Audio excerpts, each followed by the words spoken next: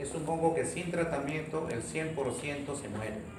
Tiene alta mortalidad, por eso hay que hacer diagnóstico oportuno y tratamiento adecuado. A pesar de eso, es un hongo que uno puede hacer tratamiento, diagnóstico oportuno, tratamiento adecuado, pero el paciente tiene complicaciones graves de hipertensión endocraniana y es el motivo por el cual el paciente fallece. Y entonces hay una mortalidad importante de 20-40%, a pesar del diagnóstico oportuno, pueden fallecer. Más aún porque se trata de pacientes inmunosuprimidos con un frecuente CD4 por debajo de 100. Ahí, por ejemplo, les pongo un caso típico que suelo preguntar en los exámenes.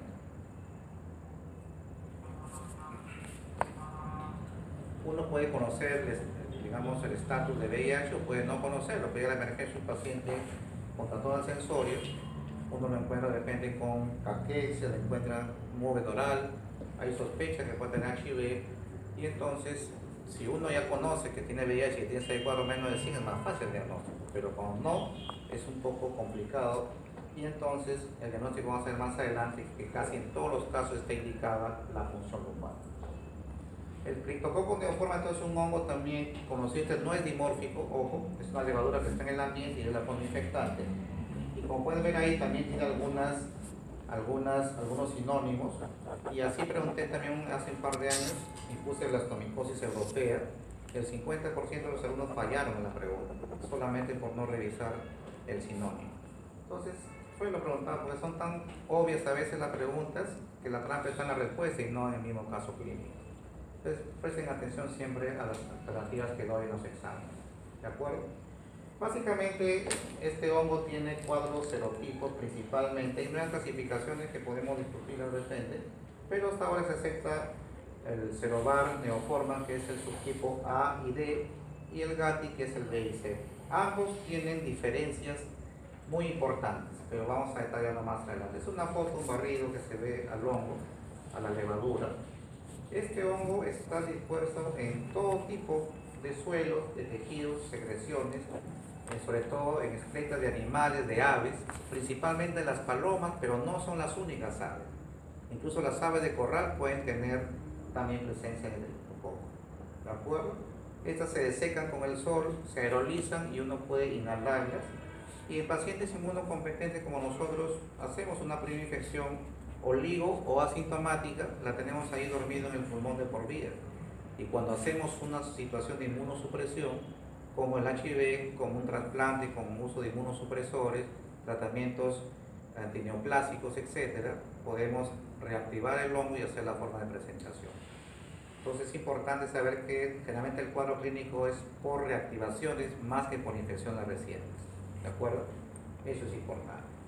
La diferencia entre neoformas es que es distribución mundial y la variedad Gatti básicamente es en zonas tropicales y le gusta estar sobre todo en corteza algunos árboles como el eucalipto. ¿Cuál es la diferencia? Neoformas afecta a inmunosuprimidos, y el Gatti solamente a inmunocompetentes. Esa es la diferencia en cuanto a la distribución y a qué grupo de personas afecta. Y también es importante que a pesar que la levadura es la misma que la forma de infección, que la que hace el cuadro clínico, sin embargo no se han reportado casos de contagio interhumano. ¿De acuerdo? Eso es lo importante. Yo le decía que es más frecuente en grupos de alto riesgo como los pacientes con HIV, 70% en varones, y en el grupo de 30 a 60 años, raro en niños, pero podría haber también casos reportados. Y pacientes con problemas inmunidad como usos corticoides, trasplantados, etc. Este hongo ingresa, como le digo, por vía inhalatoria, hace una reacción inflamatoria, inicia una respuesta inmune que puede manifestarse como un cuadro gripal o pseudogripal, y entonces ahí queda retenido en los alveolos pulmonares de por vida y no hay ninguna otra sintomatología. Pero si esta infección inicial le afecta a una persona inmunosuprimida, puede hacer una franca neumonía con una manifestación tan grave como un NARS, un síndrome de distrés respiratorio agudo, incluso que puede necesitar ventilador mecánico. Pero eso es lo raro de la forma de presentación. Básicamente, el inmunocompetente hace cuadros oligosintomáticos o incluso asintomáticos. Importante porque este hongo es neurotrópico, le gusta el cerebro Y principalmente porque el líquido cefalorraquídeo tiene características bioquímicas que se consideran como un caldo de cultivo muy adecuado para el crecimiento de este hongo. Y porque además en esa zona no hay mucha respuesta inmune y por lo tanto llega mucho más rápido y se desarrolla sin ningún problema a ese nivel. Y eso es lo importante. Por eso se dice que todo paciente que no tiene criptococosis en otro órgano como pulmonar o cutáneo, siempre es obligatorio hacer la punción lumbar, aun cuando no haya aún síntomas neurológicos, hay que detectarlo rápidamente en el líquido cefalorraquídeo. Eso lo vamos a ver más adelante en el diagnóstico. En pacientes inmunocompetentes, la infección se resuelve por sí sola, pero en inmunosuprimidos sí, la mortalidad es el 100%. Entonces aquí está lo que le decía, el líquido es un buen caldo de cultivo, de acuerdo a algunas características importantes que hacen que facilite el crecimiento del hongo. Y lo último es importante, porque hasta ahora algunos colegas tienen duda en el manejo. Como ven acá en la fisiopatología, ya en la infección del cerebro hay una producción endógena de manitol, porque lo que genera el hongo es edema cerebral. Se produce manitol para tratar de disminuir ese edema en el cerebro, pero por el uso sistemático de manitol que va produciéndose diariamente, se genera una especie de saturación del efecto osmótico, de tal manera que dar manitol exógeno ya no tiene ningún beneficio.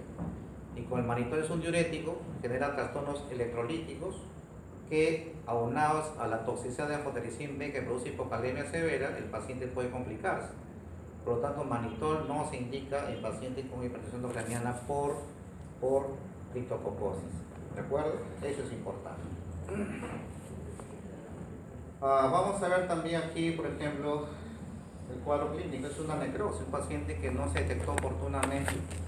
Miren cómo están inflamadas las meninges. Básicamente lo que produce criptococo es meningitis, hay edema cerebral e inflamación de meninges.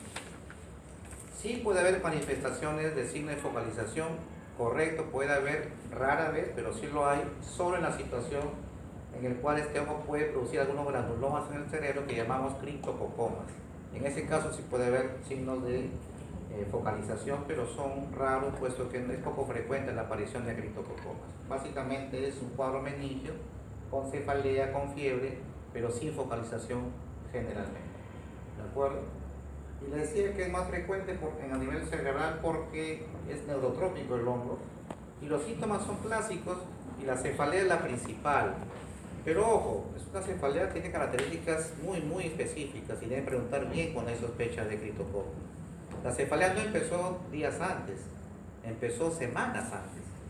Lo que pasa es que es tan leve que el paciente o no lo recuerda o lo minimiza. Es decir que es un dolor tan leve que tomaba un paracetamol y le pasaba y seguía haciendo sus cosas habituales. Y después de 2 o 3 semanas, cuando la cefalea es más intenso, ya no pasa con AINES, recién busca ayuda y él refiere al dolor intenso a corto plazo. Sin embargo, el dolor ya estuvo 2, 3, 4 semanas antes. Esto es un cuadro subagudo, ¿sí? Doctor, ¿la cefalea tiene una característica global o se...? Por supuesto. Sí, buena pregunta. Afecta a toda la cabeza, porque uno puede ser un paciente migrañoso, le viene su ataque agudo y puede confundirse, pues la migraña generalmente es hemicraniana. La cefalea es global, late, pulsátil, es progresiva, va aumentando en frecuencia, inicialmente cede con analgésico y después ya no. Y ya los signos de hipertensión intracraniana son tardíos, el vómito explosivo, el edema de papila es tardío. Pero básicamente el paciente con dolor intenso, global, que no mejora, que ha ido aumentando en el tiempo de 2 o 3 semanas, eso es criptococo en este contexto de pacientes. Independientemente de la ubicación de dónde estaría la criptococosis, ¿o tiene alguna afinidad por cierta zona? El 70% de los casos empieza el cuadro clínico neurológico. Si bien es cierto, puede uno debutar con la parte pulmonar o cutánea, como vamos a ver. Pero la ubicación en el cerebro tiene una cierta especificidad. Todas las meninges, por eso afecta a todas las meninges, por eso es que la cefalea es global. Básicamente las meninges, a diferencia del toxoplasma que sí tiene localización específica de los ganglios basales. Acá no, todo el cerebro se inflama, todas las meninges, y por eso que la cefalea es global. Pero los criptococomas también pueden estar en toda la corteza cerebral cuando aparecen, pero en la mayoría de los casos. ¿De acuerdo? Entonces la cefalea principalmente, fiebre, es frecuente. Y ya los signos de hipertensión con vómitos, con alteraciones visuales como fotofobia, como diplopia, rigidez de nuca, se ven en el examen clínico. Y el paciente incluso puede llegar a convulsionar, puede llegar en coma, en estadio ya muy avanzado por el intenso edema cerebral. Pero inicialmente no es así y ustedes haciendo una buena historia clínica pueden acercarse al diagnóstico. Un paciente con HIV, con CD4 menos de 100, con cefalea de 3-4 semanas sin focalización, la primera causa es criptococosis cerebral. ¿De acuerdo? Si tiene una característica parecida, sin fiebre, con fiebre baja y focaliza, en ese caso toxoplasma es la primera opción. ¿De acuerdo? Eso es importante, no son las únicas causas, pero en frecuencia es lo primero que planteamos en ese tipo de pacientes. Ahí vemos un paciente con edema cerebral. Ahí pueden ver los criptococomas que son poco frecuentes, pero que pueden aparecer en la clínica.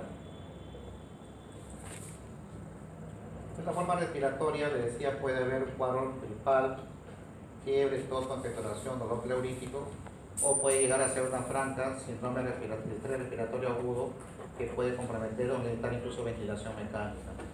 La placa no es patognomónica, hay compromiso, hay infiltrado micronodular o macronodular, uni o bilateral, incluso puede haber cavitaciones también, pero no es típica, por lo tanto uno puede ver retraso en el diagnóstico. Acá sí hay compromiso bilateral y esa es la forma de llenarse, un pulmón ya blanco, con compromiso severo, con indicación incluso de ventilación pulmonar. Y acá en el tórax izquierdo uno puede ver un infiltrado micronodular que puede confundir hasta con milia. Tener cuidado ahí porque uno puede pensar que es tuberculosis. Y entonces, también a nivel cutáneo se puede presentar en forma de pápulas, de pústulas, de abscesos, de úlceras o de tejido necrótico, que es menos frecuente y también puede confundir. Miren ustedes, si ustedes lo ven más cerca la lesión, es una pápula umbilicada con un volcán, tiene una depresión en el centro. Y eso les puede recordar a otra patología viral. ¿Cuál? Lesiones umbilicadas, así pápulas, causadas por un virus que puede ser de transmisión sexual también. ¿A cuál me refiero? Al molusco contagioso. ¿De acuerdo? La diferencia cuál es que cuando uno pellizca una lesión de moluscos tiende a drenar y sale como un taquito, como una secreción ahí. Uno pellizca estas lesiones y no se revientan con facilidad o podrían sangrar incluso. Pero también son lesiones más grandes. Aquí se parecen al molusco, pero miren acá, son lesiones mucho más grandes que obviamente no pueden ser moluscos, pero ya son lesiones que son ya nódulos más que pápulas. Acá también pueden ver algunos incluso que tienden a accedarse, tienen una secreción ahí media purulenta. Y uno hace un frotis y hace una tinción, y miren la cantidad de levaduras que uno ve. Cuando hace tinciones, sobre todo con tinta china, la levadura, la cápsula que envuelve se tiñe fácilmente y forma así esta característica como un cielo estrellado. Miren esta forma de presentación atípica, la forma cutánea, esto parece un granuloma piógeno o algún otro tipo de lesión similar, pero esto también puede ser con criptococo. Acá, por ejemplo, hay otra lesión, pero ya un poco con bordes necróticos que puede confundir con otro tipo de diagnóstico. Y el tema es que, si bien es cierto, dije que es neurotrópico el hongo, por vía hematógena puede alcanzar cualquier órgano, aparato o sistema. Puede encontrarlo en todas estas localizaciones. En el varón, por ejemplo, es muy frecuente encontrarlo en la próstata, de tal manera que puede producir entonces síntomas de prostatitis, y uno hace el examen o el estudio en orina buscando látex para criptococo, y en orina puede ser más sensible que en sangre, pero el que tiene más rendimiento del látex siempre es en líquido cefalorraquídeo por la alta frecuencia del hongo, aun cuando no haya síntomas neurológicos, repito. ¿De acuerdo? Y eso ya les dije, está ahí la referencia. Todo paciente con criptococosis, aun cuando no haya síntomas neurológicos, en todos hagamos punción lumbar para hacer el diagnóstico definitivo. La tinta china tiene una sensibilidad baja, 30%, algunos reportan 80%, pero en la práctica no llega más allá del 60% de sensibilidad. Por lo tanto, una tinta china negativa no descarta el diagnóstico. Una tinta china positiva no confirma que la infección está activa, porque un paciente tratado con ANFO hace una punción lumbar y hace una tinta china, puede salir tinta china positiva, pero puede ser los hongos muertos que también se tiñen. Por lo tanto, si uno hace tinta china, debe pedir al laboratorio que la reporte además el índice de gemación. El hongo se multiplica por gemación, y si hay gemación positiva significa que está vivo, se está multiplicando. Pues si hay índice de gemación 0%, entonces son hongos muertos que se pueden encontrar en un paciente ya tratado. Por eso es que la tinta china no es el diagnóstico, digamos, de elección. Se hace cultivos, una sensibilidad importante hasta 90%, crece entre 12 y 5 días, crece rápido. Pero un paciente con hipertensión endocraniana que se está muriendo ahí no tiene 5 días para esperar el diagnóstico. Tiene que actuar rápido o el paciente se va a morir. Por eso que usamos un estudio serológico, es el estudio es la foto del cielo estrellado por tinta china. Ahí la foto en aumento de la levadura con su cápsula. Acá otra foto similar. Este es las colonias en agar-sauro. Y les decía entonces que utilizamos otro tipo de diagnóstico que es el estudio con aglutinaciones, con anticuerpos, reacciones antígeno-anticuerpo, que ese es el látex para criptococo lo usamos, y ese tiene una sensibilidad mucho mejor que la tinta china. No es el gol estándar, obviamente el gol estándar es el cultivo, pero nos permite tomar decisiones prontas porque el paciente se le va a morir si no toman rápidamente la decisión de tratamiento. Y acá está, miren, el látex para criptococo, el test de aglutinación tiene una sensibilidad y especificidad alrededor del 95%. Basta que esté positivo, uno debe empezar tratamiento. Pero hay que tener cuidado en el título. Normalmente, si tiene un título menor de 1/8, puede haber muchas reacciones cruzadas con otros hongos. Por eso que debe ser más de 1/8, incluso idealmente más de 1/16, para decir que es positivo. Pero los pacientes con criptococosis cerebral encontramos títulos bien altos, 1024, 2048, etc. Encontramos títulos bien altos generalmente. Y también podemos hacer estudios de inmunofluorescencia, de PCR, es válido, es sensibilidad y especificidad importante, pero poco accesible en nuestro medio. Las imágenes también, uno ve edema cerebral en el pulmón, en el cerebro, en el pulmón podemos abrir masas, nódulos infiltrados de consolidación, cavidades, podría haber exfusión pleural, aunque es menos frecuente. Y en la tarde del cerebro vemos, como le dije, edema, podría haber hidrocefalia, y las lesiones focales de criptococoma que son muy poco probables. Esto es importante, porque le decía que un paciente que diagnostican y tratan oportunamente, igual los pacientes se mueren, porque tienen alguno de estos criterios de gravedad. Basta uno, basta que tenga uno criterio y es un paciente con criterio de gravedad que tiene alta mortalidad a pesar que lo traten oportunamente. Eso es algo que no está muy claro y les cuento lo que sucede en la práctica, porque nosotros vemos pacientes. Hasta hace un par de años nos llamaban entre consultas al hospital Mogrovejo, que está muy cerca de Hipólito Unanue, con diagnósticos similares. Entonces sí íbamos, conversábamos, dábamos sugerencias, y los neurólogos ahí nos decían que sus casos de criptococosis y su guía de tratamiento es muy similar a la nuestra. Los pacientes son muy similares, pues están muy cerca de los hospitales, pero en ellos casi el 80% de sus casos se morían. Nosotros tenemos una tasa de mortalidad en criptococo de más o menos 20%. 2 de 10 se nos mueren y 8 se salvan. Pero si el tratamiento es el mismo, el protocolo es el mismo, no sabemos por qué ellos se les mueren más que nosotros. Realmente eso habría que hacer un estudio comparativo para ver la causa, la diferencia, pero la verdad no me explico por qué. Sin embargo, sí está claro es que basta que uno tenga estas características, basta uno, el paciente tiene alta chance de fallecer. ¿De acuerdo? Cualquiera que está en la diapositiva, trastorno de conciencia, edad avanzada, criptocosemia, el látex, títulos altos de más de 1024, hipertensión endocraniana más de 20 centímetros de agua, hipoglucorraquia, celularidad disminuida, significa que hay una intensa inmunosupresión, por eso que no se elevan las células, los leucocitos en el encefalorraquídeo. Y basta que haya tinta china positiva, también suficiente para plantear que es un criterio de gravedad. Y entonces puede dar algunos tipos de trastornos meningios subagudos, como las MEC subagudas o crónicas, que pueden confundir virales, neurobrucelosis, neurosífilis. El grupo que está tratando en Hipólito Unanue tiene interés en ampliar esto. El paciente que está en la cama 14 tiene diagnóstico de neurocriptococosis y también de neurosífilis. Le hemos detectado 2 infecciones al paciente, confirmadas con estudio de líquido encefalorraquídeo. Y puede haber sobreinfecciones también en ese contexto. La forma pulmonar puede confundirse con neumocitis, con histoplasma, con tuberculosis. La forma cutánea, lo mencioné, molusco contagioso, acné vulgar, sífilis, la lesión típica de la piel se llama sifílides, etc. Tratamiento entonces, le decía que las formas que no son HIV, usar anfotericin más 5-flucitocina. Lamentablemente la 5-flucitocina no está disponible en el Perú, solamente usamos Anfo-B con buena tasa de respuesta, pero obviamente la diferencia es de 3 a 5% de diferencia en la tasa de curación. La consolidación la hacemos con fluconazol, pero en HIV es un poco distinto, lo hacemos en tres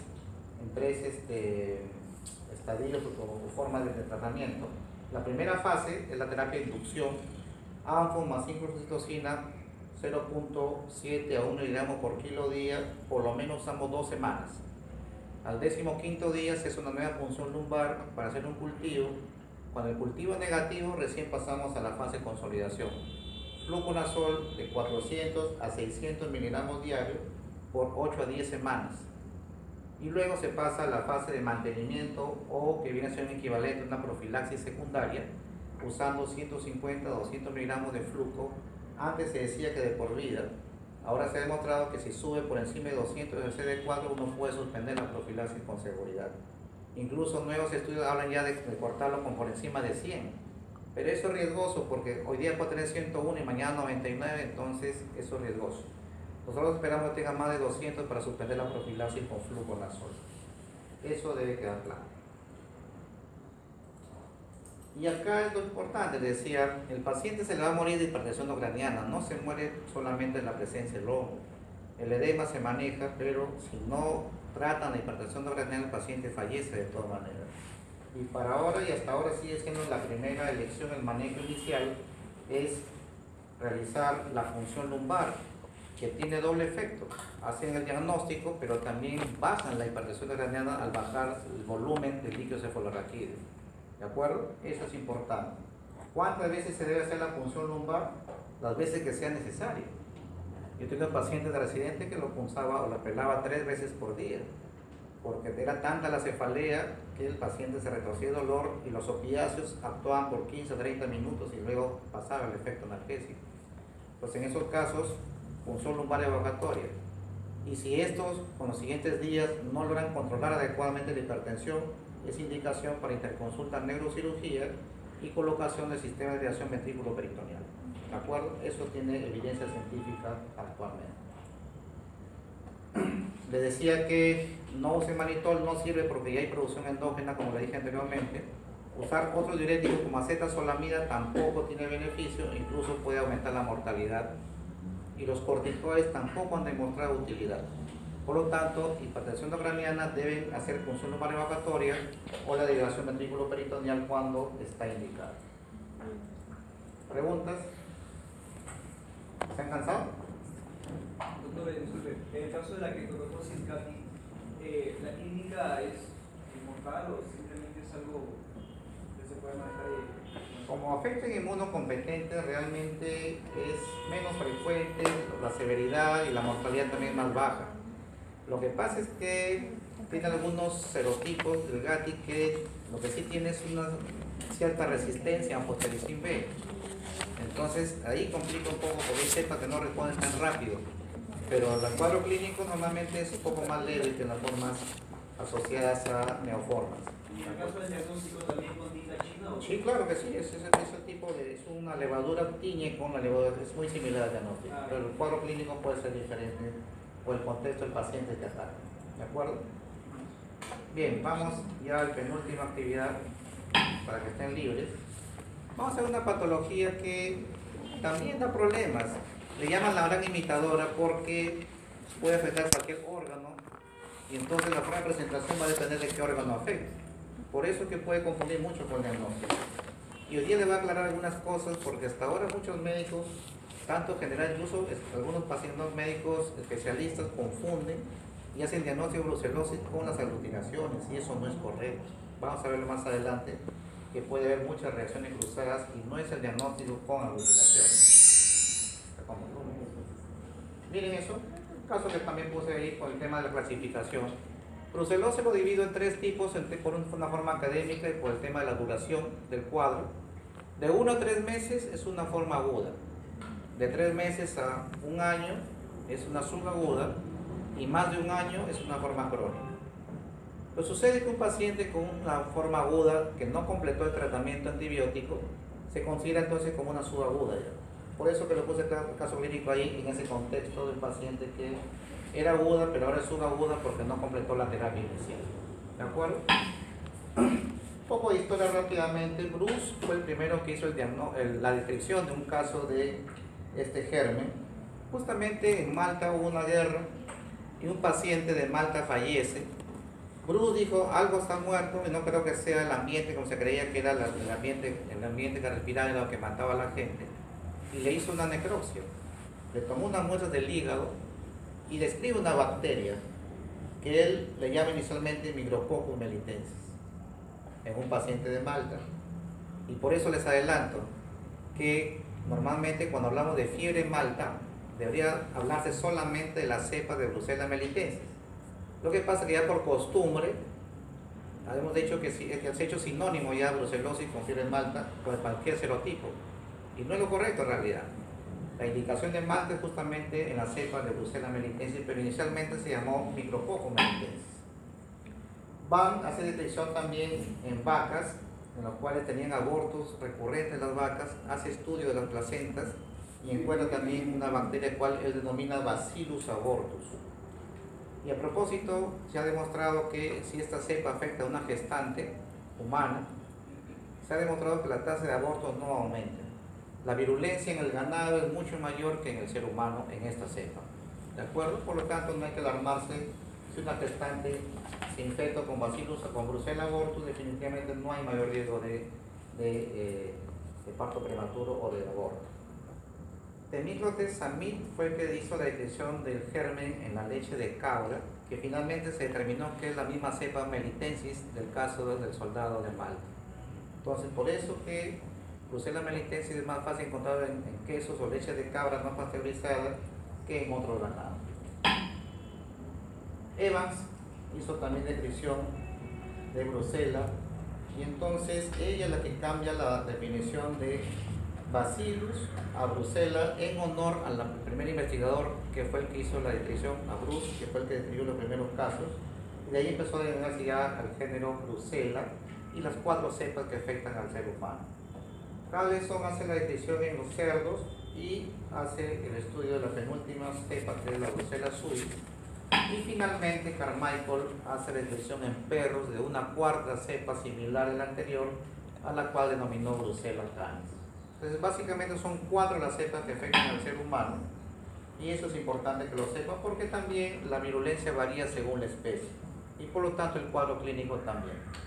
Acá es una descripción de casos de incidencia mundial de brucelosis humana, y como ven en el Perú, como somos campeones en todo, tenemos también casos de una enfermedad endémica en el ser humano y en el ganado. ¿De acuerdo? El patógeno es un cocobacilo gram negativo, no se mueve, es intracelular, por eso es que es difícil erradicar y además es muy quisquilloso para crecer en medio de cultivo, requiere medios especiales, no crece en cualquier cultivo. De tal manera que usamos el medio clásico de, ¿alguien sabe el nombre? Ruiz Castañeda modificado, pero mire, necesita por lo menos 30 a 40 días para crecer. Y eso es un problema, porque si tienen neurobrucelosis o endocarditis por Brucella, que son formas graves de presentación, no tiene ese tiempo el paciente para esperar el resultado. Por eso que hay otro cultivo rápido que vamos a ver más adelante. Entonces hay que hacer la clasificación ya por biología molecular para ver las diferencias. Pero es importante que vean el tema de la distribución, porque hay varias especies de Brucella, pero básicamente las 4 que hemos revisado son las que afectan al ser humano. Las demás afectan a otro tipo de mamíferos o de animales. Y hablando de casuística local, este es un estudio del doctor Gotuso que hizo una revisión importante de Brucella a nivel nacional.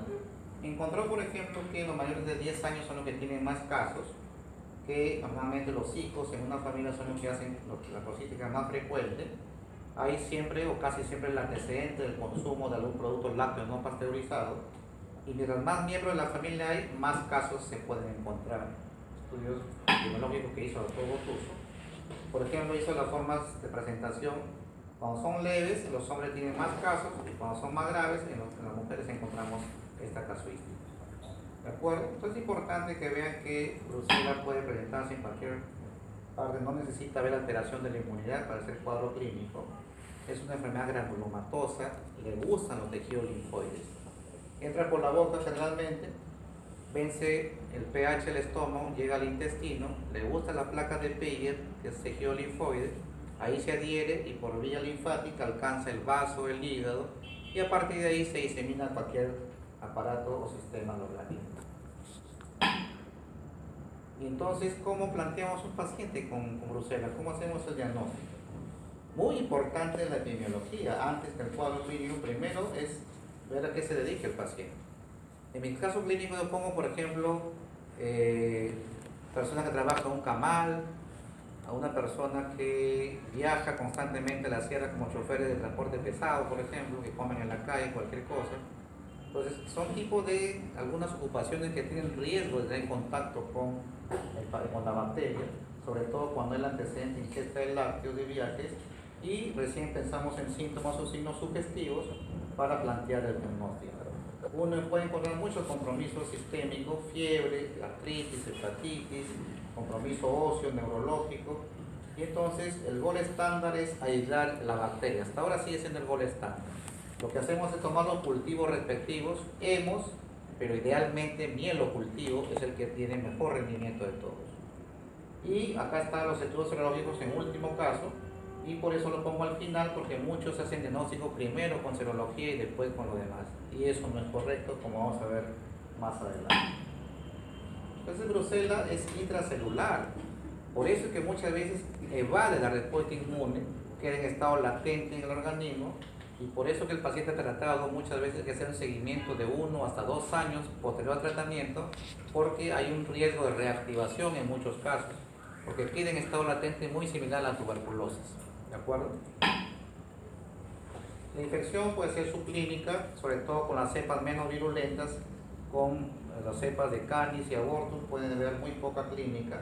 Sin embargo, en los cuadros sintomáticos ya básicamente asociados a melitensis y suis. En virulencia mucho más es melitensis, le sigue suis, le sigue Abortus y finalmente el Canis, que prácticamente no da síntomas en el ser humano. ¿Cómo evoluciona la enfermedad? Va a la curación, hay recaídas, como les dije, pueden ser de formas crónicas o en la fase de convalescencia finalmente. Y los síntomas son muy variables, por eso les decía que puede confundir con cualquier patología de acuerdo a qué órgano afecta primero. El paciente está cansado, hay fiebre generalmente, mialgia, sudoración, compromiso articular y sobre todo de la columna lumbosacra. Hay mucha frecuencia de dolor en esa zona que orienta el diagnóstico. Cefalea, anorexia, pérdida de peso, que son síntomas muy inespecíficos. Artritis, linfadenopatía, esplenomegalia, palidez, orco, epididimitis hemos visto frecuentemente en pacientes incluso como única manifestación. Esto deben tenerlo claro también. Pero las formas graves como el compromiso del sistema